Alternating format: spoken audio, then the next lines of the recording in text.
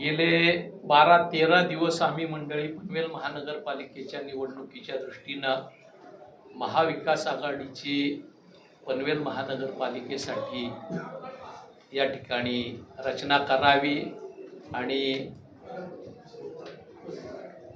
जे आमदार प्रशांत ठाकूर असतील, परेश ठाकूर असतील, ह्या मंडळींनी ज्या यातना पनवेलकराला दिलेल्या आहेत त्या दूर करण्याच्या दृष्टीनं त्यांच्या विरोधात एक सक्षम पर्याय उभा करावा आणि पनवेलवासियांना आवाहन करावं म्हणून प्रयत्न करत होतो।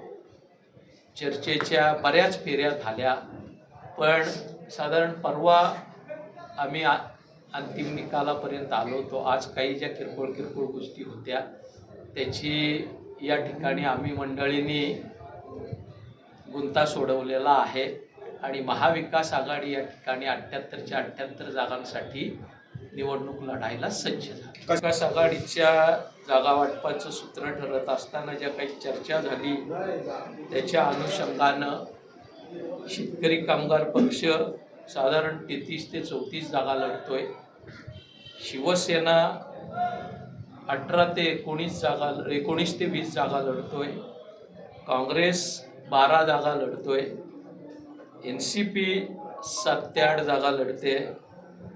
त्याच्यानंतर या ठिकाणी मनसे 2 जागी लढते, समाजवादी पक्ष 1 जागी लढतोय, रासप 1 ठिकाणी लढतोय, रिपब्लिकन चळवळीतले जे आमचे सहकारी आहेत ते 1 ठिकाणी लढत आहेत।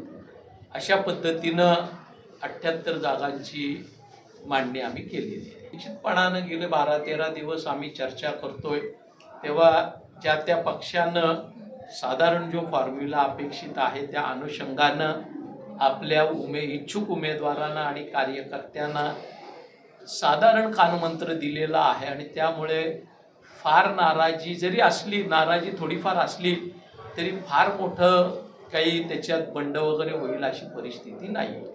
उद्या दुपारी 3 वाजेपर्यंत नॉमिनेशन्स आहेत। आम्ही संध्याकाळी 5 वाजता या ठिकाणी बसून संयुक्त यंत्रणा प्रचाराची कशी उभी राहील त्या दृष्टीनं नियोजन करणार आहोत। अर्थात नियोजन आमच्याकडे रेडी आहे, फक्त जागा वाटपामध्ये वेळ जात होता। उमेदवारांचे कागदपत्र गोळा करणे ही क्लिष्ट बाब ह्या वेळेस झालेली आहे। फक्त सर्वांच्या चर्चेनं संमतीनं गो अहेड झालं की 2-3 दिवसामध्येच या ठिकाणी प्रचाराची यंत्रणा जोरदारपणानं कार्यरत झालेली आपल्याला दिसून येईल।